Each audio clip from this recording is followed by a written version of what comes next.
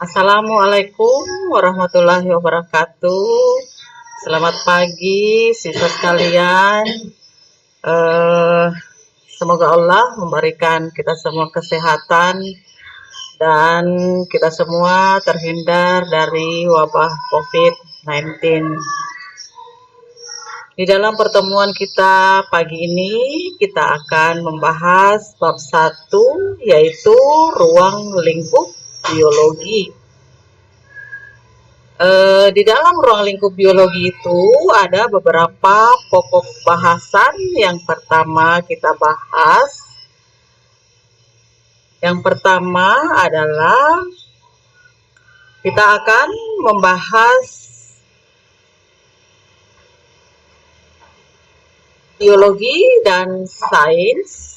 Ya, jadi yang pertama kita bahas nanti adalah pengertian biologi dan ciri-ciri daripada sains. Yang kedua, kita akan membahas tentang cabang-cabang biologi. Kemudian yang ketiga, kita akan membahas tentang tingkatan organisasi kehidupan dan manfaat biologi. Dan yang keempat, kita akan membahas tentang metode ilmiah. Ya.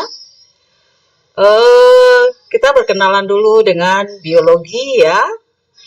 Biologi berasal dari bahasa Yunani yang terdiri atas dua kata, yaitu bios dan logos.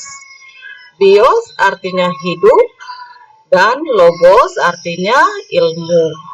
Jadi di dalam kita mempelajari biologi di sini berarti kita mempelajari tentang seluk-beluk makhluk hidup dan lingkungan yang ada di sekitarnya. Makhluk hidup di sini semua siswa pasti sudah ketahui terdiri atas manusia, hewan, tumbuhan, dan mikroorganisme. Ya. Kemudian kita akan membahas tentang sains, ya, di mana biologi itu dikatakan juga sebagai ilmu sains atau ilmu pengetahuan. Sains ini memiliki beberapa ciri-ciri yang ada hubungannya dengan biologi. Yang pertama, bahwa sains itu ciri yang pertama adalah sains itu dikatakan konkret. Maksudnya, konkret di sini adalah objek atau materi yang kita pelajari adalah berupa nyata atau dapat dilihat, ya, atau sesuai dengan fakta. Kemudian yang kedua adalah logis. Logis di sini maksudnya adalah masuk di akal atau dapat diterima oleh akal dan dapat dibuktikan. Contohnya adalah sistem pernapasan. Ya, kita ketahui di dalam sistem pernapasan itu kita menghirup oksigen melalui hidung. Jadi masuk di akal kan, sehingga ciri sains itu dikatakan logis. Berikutnya, yang ketiga adalah objektif. Objektif di sini maksudnya adalah tidak berpihak atau tidak memihak apapun atau siapapun dia, ya, atau yang kita sukai, ya. Jadi objektif di sini contohnya misalnya warna suatu daun adalah berwarna hijau. Ya, jadi itu adalah objektif, ya. Kita bisa katakan warna daun umumnya adalah berwarna orange, ya, atau coklat, ya. Itu adalah objektif.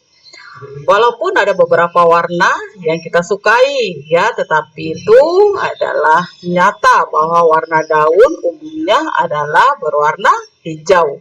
Atau contoh lain, ya, tumbuhan melakukan fotosintesis dengan bantuan sinar matahari. Ya, jadi itu adalah berupa objektif. Kemudian ciri yang berikutnya adalah universal. Maksudnya universal di sini adalah berlaku di seluruh dunia. Berlaku di seluruh dunia ini maksudnya hasil dari penelitian seseorang dapat diakui oleh dunia. Misalnya, titik didih air adalah 100 derajat Celcius, ya. Jadi itu titik didih air 100 derajat Celcius itu diakui oleh dunia. Tidak ada yang membantah bahwa titik didih air itu adalah 200 derajat. Tidak ada yang membantah. Semua mengakui bahwa titik didih air itu adalah 100 derajat. Oke, kita lanjut ke sistematis.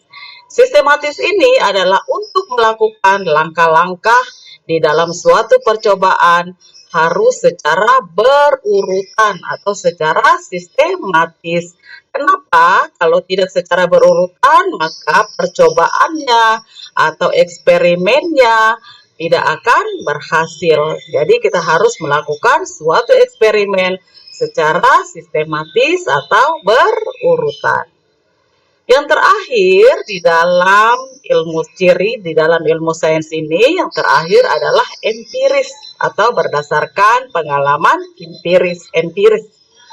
Maksudnya berdasarkan pengalaman empiris ini adalah dapat dibuktikan secara ilmiah atau langsung. Artinya tidak berdasarkan pemikiran seseorang atau tidak berdasarkan pendapat seseorang. Tetapi segala sesuatunya dapat dibuktikan melalui percobaan atau eksperimen dan hasilnya dapat diakui. Ya, jadi itulah beberapa ciri-ciri daripada ilmu sains, ya. Dikatakan biologi juga sebagai ilmu sains, ya. Untuk mempelajari biologi secara mudah, ya, karena biologi itu memiliki kajian yang sangat luas, ya. Para ahli membagi biologi itu berdasarkan cabang-cabang ilmu biologi atau berdasarkan cabang ilmunya. Ya, misalnya kita mempelajari berhubungan dengan dunia kedokteran. Berarti di dalam ilmu biologi mempelajari tentang cabang biologi, anatomi, fisiologi, dan morfologi. Itu sebagai salah satu contoh, ya. Oke, untuk kamu lebih mengetahui tentang cabang-cabang ilmu biologi, ya, Ibu Guru akan membagikan beberapa cabang, ya, beberapa cabang di dalam ilmu biologi. Kita mulai dari cabang biologi histologi. Histologi itu adalah ilmu yang mempelajari tentang jaringan. Di sini tertulis adalah ilmu yang mengkaji tentang jaringan. Sama, ya, histologi itu adalah ilmu yang mempelajari tentang jaringan. Kemudian berikutnya adalah genetika. Ya, genetika ini adalah ilmu yang mempelajari tentang gen atau cara pewarisan sifat makhluk hidup. Kemudian cabang berikutnya adalah sitologi. Sitologi ini adalah ilmu yang mempelajari tentang sel. Apakah dia sel manusia, sel tumbuhan, atau sel hewan maupun sel daripada mikroorganisme. Semuanya masuk di dalam cabang sitologi. Berikutnya adalah morfologi. Di dalam morfologi ini adalah ilmu yang mempelajari tentang bentuk luar daripada tubuh makhluk hidup, ya. Jadi apakah bentuk luar tubuhnya manusia, apakah hewan atau tumbuhan. Ya. Kemudian cabang berikutnya adalah anatomi. Anatomi adalah mengkaji atau mempelajari struktur internal organisme. Jadi mempelajari organ-organ atau alat-alat tubuh bagian dalam suatu organisme. Seperti Ibu katakan tadi, apakah manusia, hewan, atau tumbuhan. Kemudian cabang biologi selanjutnya adalah biogeografi. Cabang biogeografi ini adalah mempelajari tentang penyebaran makhluk hidup di bumi. Jadi ada kaitannya antara makhluk hidup dengan bumi.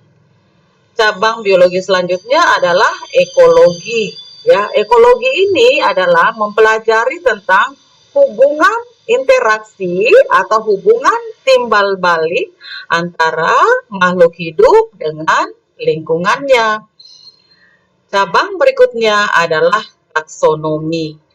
Taksonomi ini adalah mempelajari tentang pengelompokan organisme berdasarkan persamaan dan perbedaan pada makhluk hidup. Berikutnya adalah virologi.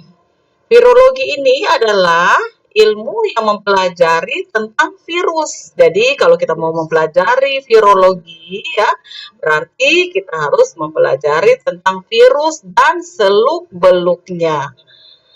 Cabang berikutnya adalah bakteriologi. Bakteriologi ini adalah ilmu yang mempelajari tentang bakteri.